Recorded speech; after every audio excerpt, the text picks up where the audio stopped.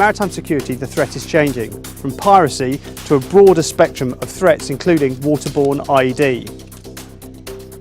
So we're here today on the range to examine whether an armed security guard with a bolt-action 5.56 or 7.62 rifle is effective using disabling fire against a waterborne IED.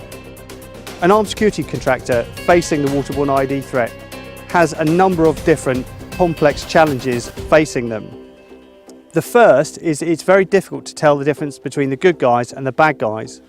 Work that Dryad Maritime has done on combat indicators for waterborne IED show that it's not possible to identify a vessel with a waterborne IED on board versus one that doesn't, simply by looking at which one is lower in the water. And so that leaves the armed security contractor with very few clues. Essentially what is diagnostic is a small boat driving towards the ship. The ship alters course and the small boat alters again for a collision course, then that is diagnostic on its own. Looking for combat indicators of waterborne IED in the boat is both futile and ineffective. So essentially, engagement distances for an armed security contractor against a waterborne IED are going to be very late indeed. It's likely that an armed guard faced with a waterborne IED threat is going to open fire at inside 200 yards. In fact, it's much more likely they'll be opening fire at about 100 yards. So by the time the armed guard opens fire, they've got three choices: shoot the hull, shoot the engine, or shoot the people. Today we're here to examine whether shooting the engine is a viable means to stop a waterborne IED.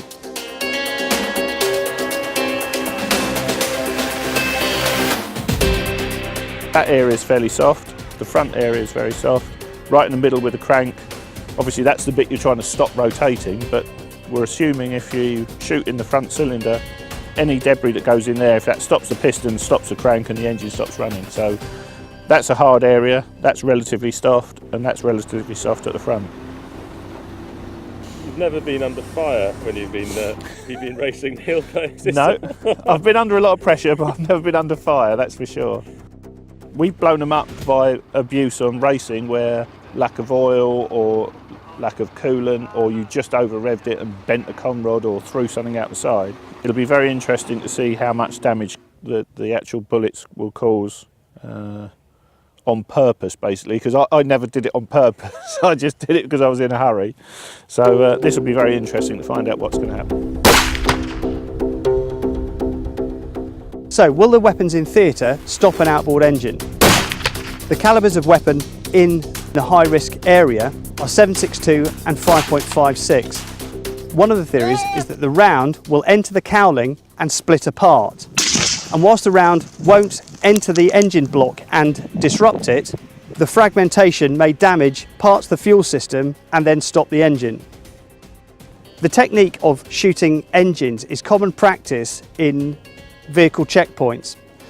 Typically a 50 cal weapon is used to shoot through the engine block and stop the car in its tracks. Smugglers in the Caribbean are frequently stopped by snipers carried in helicopters who put a round through the side of the engine. Like their vehicle checkpoint equivalents, the 50 cal round quickly stops the outboard engine.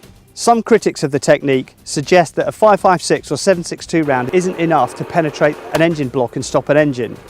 What we intend to do today is to test that theory.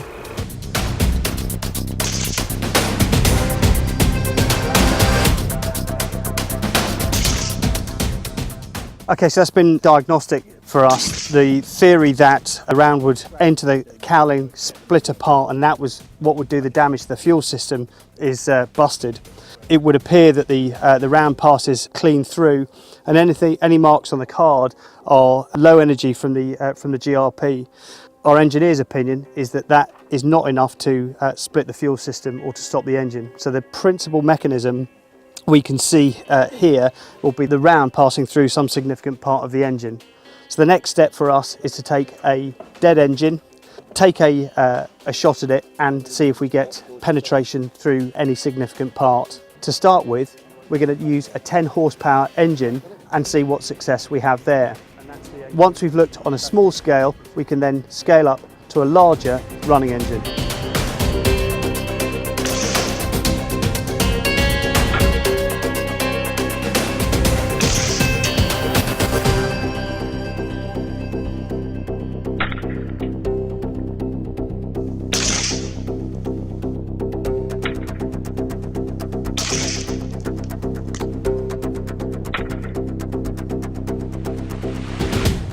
We've taken 4 shots now using a 7.62 against a dead engine, and we've learned an awful lot. Fuel pump's gone. The first thing is that aluminium casings shatter. So when it hit the carburettor fell apart, and that would lead to fuel starvation, but that's not immediate. We turn the engine side on in order to see if the 7.62 would penetrate the cylinder block and liner. So far, that seems inconclusive. The 7.62 rounds that we've hit were exactly on target, but they appear to have deflected inside. So there's no point in us doing a 5.56 shot because it's likely to be less effective. So now what we're going to do is shoot this engine with a 338 and see if we can get a shattering effect on the cylinder.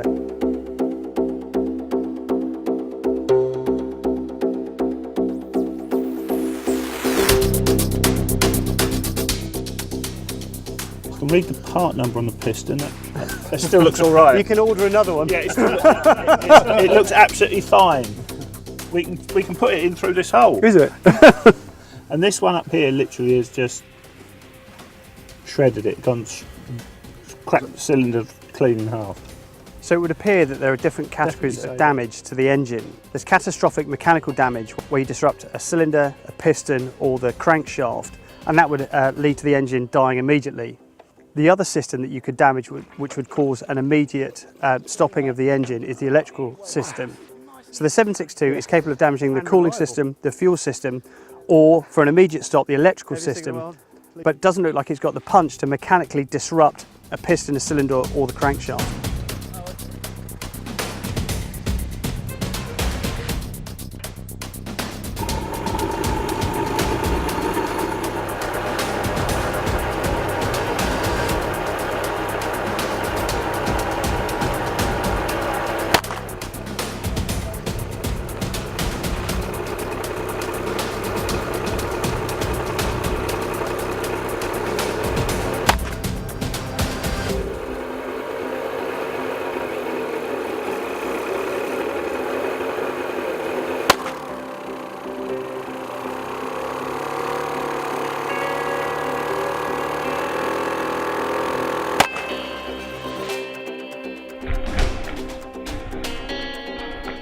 With shots straight to the carburettor, straight down its throat, it can survive quite a lot of damage and turmoil.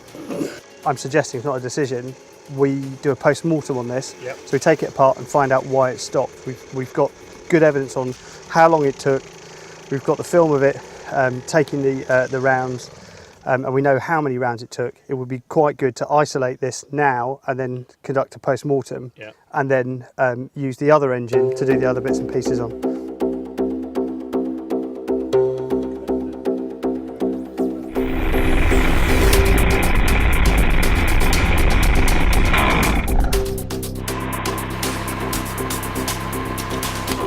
That's the top of the piston. Yeah, fairly conclusive. So you definitely say that was mechanical disruption. I think that has got mechanical interference in there. Yeah, It's not an engine, it's turned itself into a lathe and it's now producing metal. I can see the top of the cylinder head. That's insane. Steve, I appreciate you've done lots of testing like this before. What were you expecting today, and have there been any surprises? I wasn't surprised with the performance of the 338 and its ability to stop. No. There was no question about that. And it did confirm to me the fact that, yes, 7.62 will disrupt the target quite happily and will knock bits off it. But when an engine is under a cover, you can't pick the bits and pieces that you're actually going to shoot at. And when it's moving, you can't decide to shoot the fuel pump off the thing or the distributor or whatever, any of the electronics.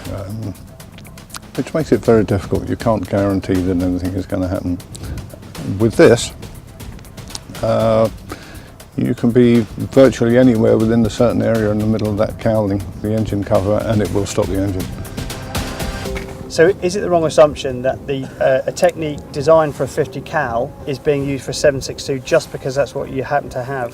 A 50 cal aimed at 100 yards into a vehicle with the specialist ammunition will work. It doesn't matter whether you're 6 inches to left, right, above or below, whatever. That's, you know, you've got quite a big area in which you can have effect. 7.62, certainly in what I've seen today in shooting these, you need to be spot on with your shot. Otherwise it'll just go through the casing and out the other side. So, as an experienced marksman yourself and a trainer of snipers, in terms of disabling fire, if you were Johnny on the spot, would you be shooting at the hull, the engine, or the people? It's probability of hit which comes into the equation all the time. Sure. If you're in the position that you need to shoot the person who is actually steering the boat, that's the person that is going to be the easiest target. Sure. Having done that, you can then shoot the engine. Sure. You know, you have a time when everything stops or should, Yeah. and you're able to disable the boat. I wouldn't even think about trying to sink the boat with small arms fire. And the reason I say that is purely because of the time involved in any result. In summary, I'd say today has been an extraordinary day and it's yielded a huge amount of data. We're going to go away and conduct that analysis, but the team and I are thrilled with the work we've done. This is exactly the kind of industry-leading threat intelligence that we think is necessary for maritime security in the next 10 years.